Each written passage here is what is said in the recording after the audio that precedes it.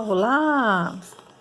Vamos para mais uma sequência de assuntos, tá? De forma bem simples, só os tópicos principais, tá? Apontando mais a teoria do que os cálculos, certo? Então, cinética química. O que é que a cinética química faz? Ela faz o estudo da velocidade das reações. Então, gente, só vocês imaginarem, até nós, seres humanos, né, temos reações diferenciadas em tempos diferenciados, tá? E intervalos também, né, diferenciados. Por exemplo, você leva um susto, tem pessoas que reagem de forma bem dramática, outros não. Tem outros que riem, então existem várias formas.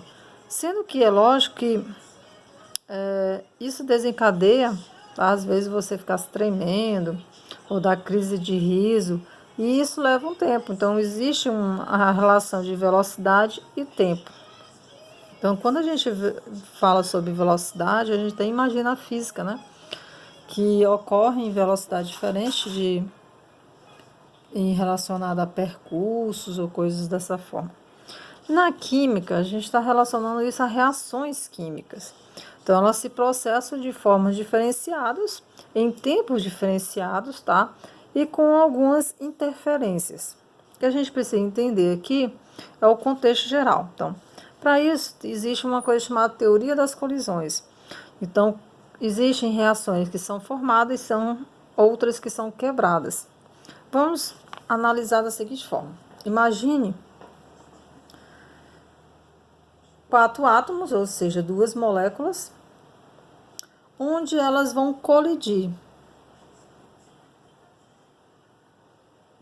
Gente, essa colisão, ela tem um aspecto,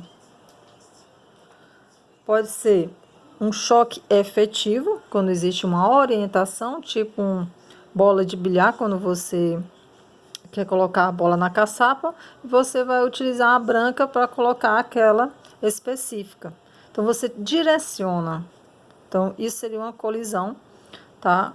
Com um choque efetivo. Porém, existem outras colisões sem ser choque efetivo, justamente quando você erra aquela tacada. E a bola vai se deslocar, né? De um ângulo diferente, em uma direção diferente. Então, a teoria das colisões, ela trata do seguinte: os átomos, as moléculas, elas reagem por meio de choques efetivos e não efetivos. Onde, após a colisão, tá? A gente chama isso aqui de complexo ativado. É o ápice, é aquele choque em milésimos de segundo que ocorre, é o complexo ativado. Logo em seguida, você percebe que há a formação de novo de 2 moléculas, só que agora elas estão associadas, átomos diferentes, tá? Diferentemente daqui. E você percebe que eram os mesmos átomos. Ó, após o choque, houve a formação, tá, de moléculas com átomos diferentes. Bem, se a gente for imaginar isso relacionado a um gráfico, o gráfico cinético possui energia e o caminho de uma reação. Então, temos o reagente e o produto. A gente já viu isso lá na parte termoquímica. Por sinal, esse aqui é um gráfico exotérmico, não é isso?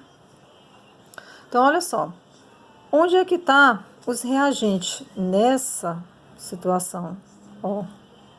Então, seria essas bolinhas aqui de forma separada. Vou colocar elas de cores diferentes aqui. Pronto. Onde seria o complexo ativado? Justamente aqui é o ápice. Complexo ativado. Tá? Então, seria a junção, o choque, tá? Que vai ser desencadeado. E onde seria o produto? Ó.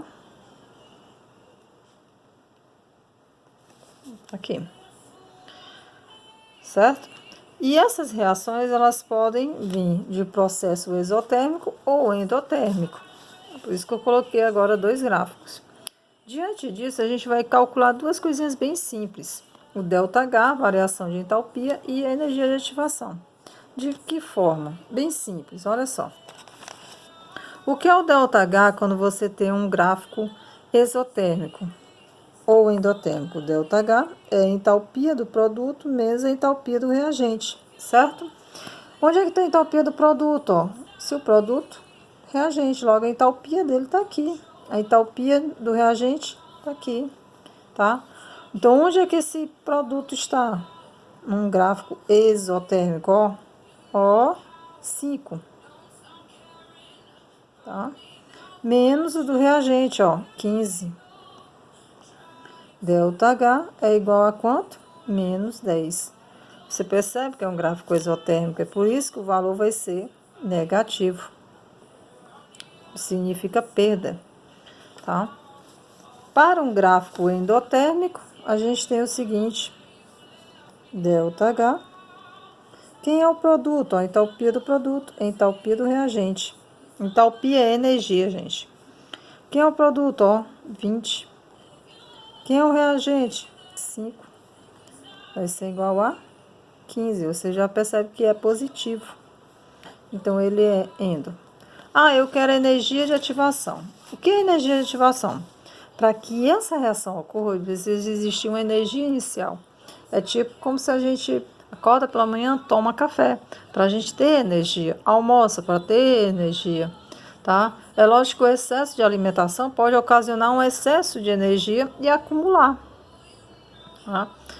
Quando essa energia está em carência, a gente fica o quê? Triste, fraco, esse tipo de coisa. Pois é, as reações químicas também precisam de uma energia. Então, a energia que faz com que essa reação inicie é chamada de energia de ativação, ok? Onde é que ela está? Ela está na relação entre reagente e o complexo ativado. Essa é a energia de ativação. Então, num gráfico ESO, onde é que ela está? Ó, bem aqui. Então, a energia de ativação vai ser igual a quanto? Aí aqui você pode pegar, independente se seja ESO ou endo, o maior menos o menor. 20 menos 15. Energia de ativação é igual a 5. Ah, um gráfico endo. Então, vai ser como? Energia de ativação do complexo para o reagente. Sempre é 30 menos 5. Energia de ativação é igual a 25 quilojoules. Aqui eu também esqueci de colocar quilojoules. Tá? Bem simples, não é não? Pois bem, 2 cálculozinhos básicos. É o seguinte. A energia de ativação, desculpa, a velocidade das reações, ela sofre interferências. Essas interferências podem ser devido à temperatura, pressão, catalisador, luz e eletricidade. Pois bem, na temperatura, é só você imaginar. Quanto maior a temperatura, maior a velocidade de uma reação. Como assim? Imagina 2 copos com água. Um tem água quente e o outro tem água gelada. E tu coloca em cada um deles a mesma quantidade de água e um comprimido efervescente. Qual deles vai dissolver mais rápido? De quem? Água quente. Da onde tem água quente.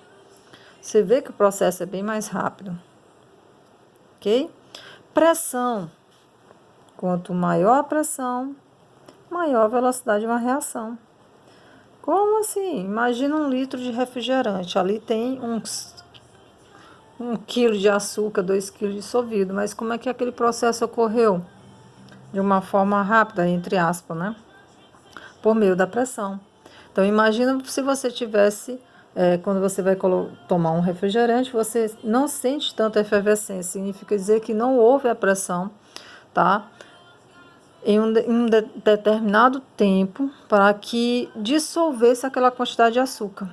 É diferente quando você toma um refrigerante, uma marca tá, mais, pode ser assim, conhecida, e que você percebe que a sensação tá nas suas papilas gustativas, devido à quantidade de pressão exercida naquela hora. Certo? Então, o que acontece? Vamos para outro. Catalisador. Catalisador é uma substância substância que acelera a reação. Olhem para cá, para esse gráfico. De novo aqui, vou pegar uma canetinha colorida. Então, essa reação, ela ocorre em um determinado tempo, com a formação desse produto. Quando eu uso um catalisador, olha só o que o catalisador faz, ó. Vocês percebem que diminuiu? Até a energia de ativação, ó. Eu tenho uma segunda energia de ativação. Então, pois bem, esse primeiro é sem catalisador. E o segundo com catalisador. Você percebe que a velocidade da reação é maior. Então, quando você tem o uso de um catalisador, ele aumenta a velocidade de uma reação. Assim como a luz, a eletricidade, tá? São fatores que aumentam a velocidade de uma reação, para que ela ocorra mais rápido. É só você imaginar uma planta, ela realiza a fotossíntese mais rápido em presença de luz. É lógico que existem as plantas de regiões escuras, claras, penumbras e assim vai. Equilíbrio químico. O que é equilíbrio químico? É quando você fala sobre reações reversíveis. Como assim? Quando você faz uma seta, significa que a reação não é reversível. Quando você faz esse tipo de seta, significa que a reação é reversível. Então, tem como eu ter uma garrafa de açúcar e voltar a ter a água e o açúcar? Sim, pode, tá? Isso é uma reação reversível, tá? Porém, se eu cozinhar um arroz, não tem mais como ele voltar a ser grão. É irreversível. E o equilíbrio químico trata disso relacionado à velocidade. Então, quando você tem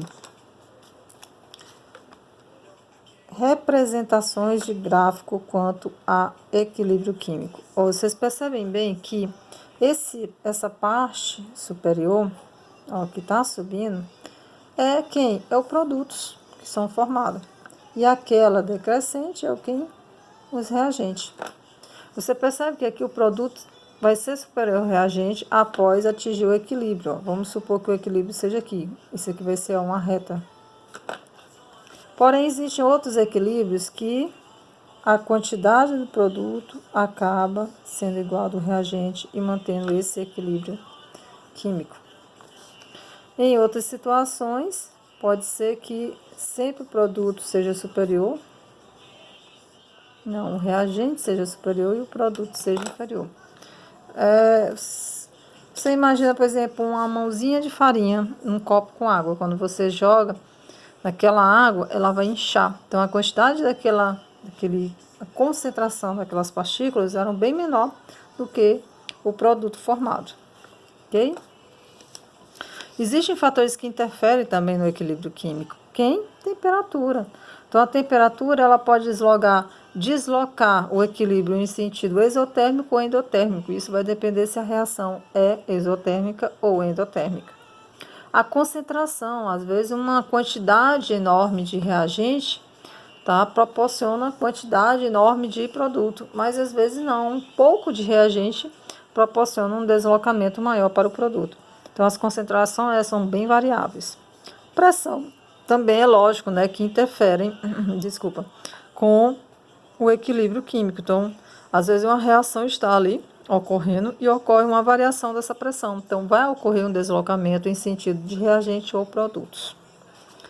O outro fator interessante quanto ao equilíbrio é o equilíbrio iônico da água, que está relacionado ao pH, ou potencial hidrogeniônico, que identifica quando a substância é ácida ou básica, tá? Isso relacionado a níveis de pOH, que é o potencial hidroxiliônico. Então, existe uma reversão. Então, nesse caso aqui, a gente está analisando o pH. Então, a gente tem acima de 7 bases, abaixo de 7 são os ácidos, ok? Ó, maior que 7, menor que 7. E o 7 é o neutro. Então, a gente viu isso já, o quê? Em ácidos e bases, certo?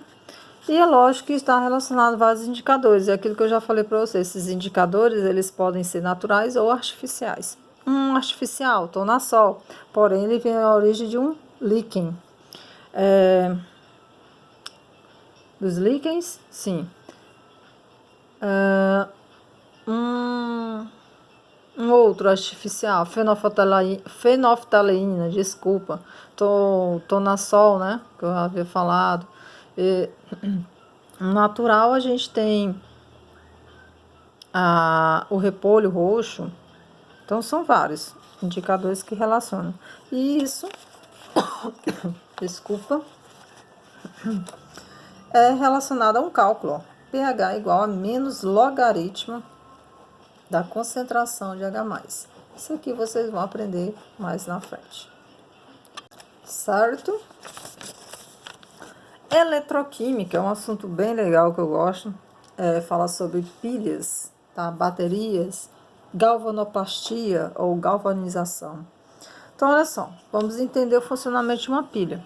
É lógico que existe toda uma parte histórica. Tá? Desde Alessandro volta com a primeira pilha, a Daniel que proporcionou essa pilha que vocês estão vendo aí. Um desenho esquemático que identifica as pilhas comuns que a gente utiliza. Então, a gente tem 2 recipientes, que são chamados de cubas, tá? Cubas. Nessas cubas, elas possuem uma solução. Vou supor que aqui seja KNO3. Isso aqui é o quê? Um sal. Então, aqui dentro tem um sal aquoso. Essa parte amarela é chamada de ponte salina. Nela passam íons, tá? Vou colocar a setinha assim, íons. Ok? Isso aqui são 2 placas, são chamados de eletrodos. Eletrodo, ok? São placas metálicas diferentes, certo? Pois bem, esse é um fio, tá? Esse fio é um fio condutor. Então, o que ocorre? Existe uma tabelinha chamada de oxidação e redução, em que tem vários metais. Então, eu não vou colocar para vocês um tipo de metais específico. Eu vou dizer o seguinte, que esse elemento aqui, X2+, e esse é Y2+. Porém, esse X cede elétrons para Y. Então, a passagem de elétrons é de X para Y. Significa dizer que se saem os elétrons daqui, significa dizer que ele o quê? Perde elétrons. E esse aqui ganha elétrons. Pois bem, aquele que perde elétron sofre um aumento do NOx. Como assim? Ele sai de X0 para X2+. E esse ocorre uma diminuição do NOx. De X2 ou de Y2+ para Y0. Como é assim? É porque a perda de elétrons aumenta o NOx, que é essas cargas. E o ganho de elétron reduz o NOx. Certo? Pois bem, quando ocorre uma perda de elétron, existe uma corrosão. Tá? Essa placa começa a sofrer uma corrosão. Então, desaparece essa partezinha azul aqui. Ela vai ficar só essa parte. Vai desaparecendo, tá? Então, ocorre uma corrosão. E aqui vai ocorrer uma deposição. Vai começar a ficar escura. Vai ficar mais escura a placa. Deposição. Exemplo. Quando você tem uma pilha que ela começa a descarregar, você percebe que existe um líquidozinho saindo e começa a ficar meio inchadinha a pilha. Do mesmo jeito com as baterias de celulares. É esse processo. Ok? Essa parte que perde elétron é chamado de anodo. E esse é o catodo. Esse é o polo negativo da pilha. Por isso que no carro ou numa moto você percebe a corrosão no polo negativo. E o polo positivo,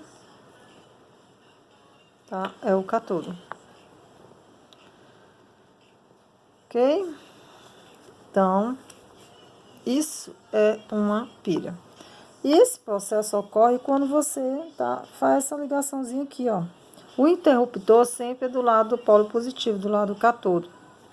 Então, quando você liga, a lâmpadazinha, lógico, que vai iluminar. Promover uma luz. Ok? Então, esse processo todo, ele ocorre nas pilhas e nas baterias. As baterias, gente, são um aglomerado de pilhas, uma sequência de pilhas. Existem pilhas primárias e secundárias. As pilhas primárias são aquelas que não são carregáveis. E as secundárias são as recarregáveis, tá? Então, as pilhas comuns, as secundárias, se você imaginar as baterias de celular, mas também tem aquelas baterias de lítio, que são aquelas de relógio, e assim vai.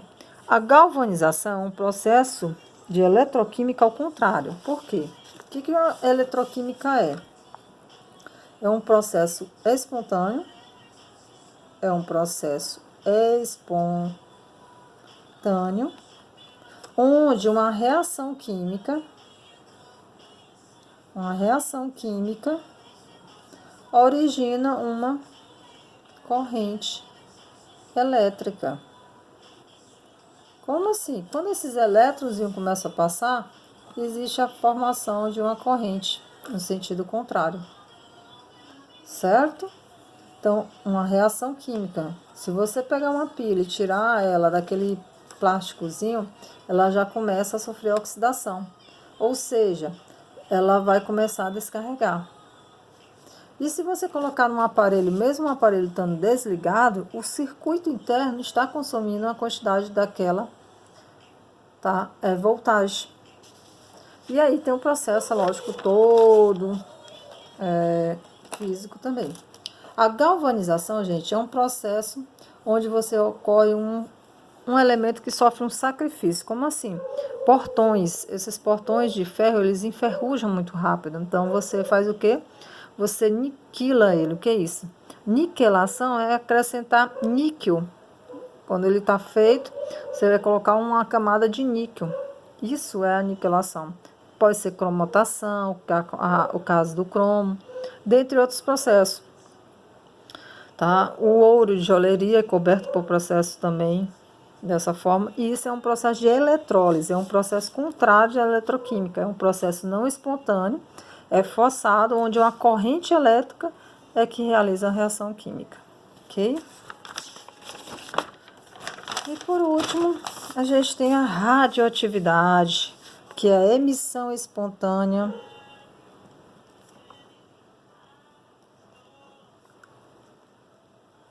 reação espontânea, tá? Emissão espontânea de radiação. Onde essa radiação é o quê? Emissões alfa, beta, gama, neutrinos, positrons, elétrons, tá? Elétrons e assim vai. Os três principais as exposições relacionadas à emissão alfa, beta e a gama, que é a mais forte. Então, alfa é fraca, beta é mais ou menos e a gama é a mais forte. Tipo, uma barreira, o papel impede a alfa. Já a beta, vamos supor que madeira. E já a gama, só o chumbo, ou então o concreto, a 1 metro de espessura para evitar esse tipo de emissão, que é muito utilizado, tá? Em vários procedimentos aí. Então, você tem máquinas de Xerox, tá utilizado na medicina para fazer ressonância, dentre outros. Existem vários efeitos da radioatividade, que é essa emissão espontânea de radiação, né? Efeitos químicos, efeitos térmicos, elétricos e fisiológicos. Então, é só você imaginar uma máquina de Xerox. Pronto, o celular que você está agora, ele é radioativo? Sim, emite uma radiação. Então, você não pode ficar utilizando ele direto no seu corpo, assim como um computador que você vai ficando sempre na frente da tela, a televisão. Então, muitas coisas emitem radiação. É lógico, em um comprimento de onda variável. E, aí, por exemplo, um computador, no futuro você vai ter que precisar de óculos, por quê? Por causa da quantidade de energia utilizada naquele processo, os efeitos químicos em relação à sua visualização, tá? O calor, que é a parte térmica. Então, é uma gama de efeitos relacionados à radiação. As reações nucleares elas podem ser de fissão ou fusão. A fissão é a quebra e a fusão é a junção. Então, o que acontece? Eu tenho um material radioativo aqui, e eu vou fazer uma quebra nele. Quando eu faço essa quebra, ele vai eliminar uma grande quantidade de energia. É lógico, isso é muita energia.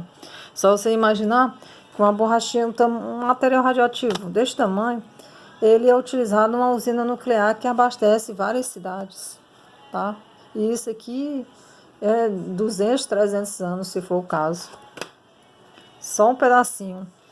A fusão nuclear é a junção. Então, eu vou colocar em cápsulas diferentes, materiais, e quando ele se juntar, ele vai emitir uma grande quantidade de energia. Um caso de fissão nuclear é você imaginar a bomba atômica, tá? E a de fusão é a bomba de hidrogênio, que já foram utilizadas, infelizmente, tá? Na Segunda Guerra Mundial. E é lógico, existe todo um estudo sobre radiação. Um dos caras principais são o Otto e o Strassmann também. A desintegração. Gente, o material radioativo, como eu havia falado, vamos supor se fosse desse tamanho, ele tem um tempo de desintegração. Só que às vezes é de 1000 anos, 2000 anos, pode ser horas, meses, tá? Anos, tá? E isso em uma escala. Ele vai chamar de meia-vida. O que acontece? Vamos supor que eu tenha 200 átomos aqui que emitem radiação. Depois de um certo tempo, a metade, que é a meia-vida, vamos supor que de 4 horas, vou usar 4 horas. Após 4 horas, reduz a 100. Não significa dizer que sumiu. Não, sumiu. Não sumiu. O material está completo. Porém, só 100 átomos aqui está emitindo aquela radiação depois daquelas 4 horas. Depois de mais 4 horas, ou seja, 8 horas, ele vai para 50. Mais 8 horas, ele vai para 25. E assim sucessivamente. É lógico, essa meia-vida, que é essa análise desse gráfico, ele vai reduzindo de acordo com o tempo daquele material radioativo. E isso gera uma coisa chamada transmutação, que é a formação de novos elementos químicos, tá? Existem umas coisas chamadas também de famílias radioativas. Então, todo material radioativo ele se encaixa dentro de uma família, pode ser de urânio, do actínio ou do tório. Isso é um cálculozinho, tá? Que a gente não vai precisar estudar ele. E a aplicação da radioatividade. Então, gente, a radioatividade tem uma gama de aplicação. É lógico, tem seus benefícios, sim, tem seus malefícios também, mas depende da forma de como ser usada. Então, na química, você imagina a quantidade de estudos relacionados à radioatividade, a medicina, né, diagnósticos, a indústria, você tem, por exemplo, prédios aí que esses alarmes de incêndio são baseados com material radioativo, que emite um fluxo de corrente, tá alertando aqueles indivíduos do prédio por meio de uma reação em cadeia. A geologia, tá? A arqueologia, estudo de fósseis, dentre outros. A agricultura, análise de solos, reposição de nutrientes por meio de radioatividade. Até na alimentação, a higienização total de um alimento pode ser feita por meio da radiação. Ok? Então, espero que vocês tenham entendido. Então, é só a parte teórica, a gente usou um cálculozinho básico, tá? Então, eu espero que vocês tenham entendido. São assuntos bem complexos, porém, que eu repassei para vocês de uma forma bem simples, só a parte teórica para que ajuda a mentalidade de vocês correlacionada a esses assuntozinhos básicos. Ok? Desculpa aí. Finalzinho aqui deu um errozinho. Beijo.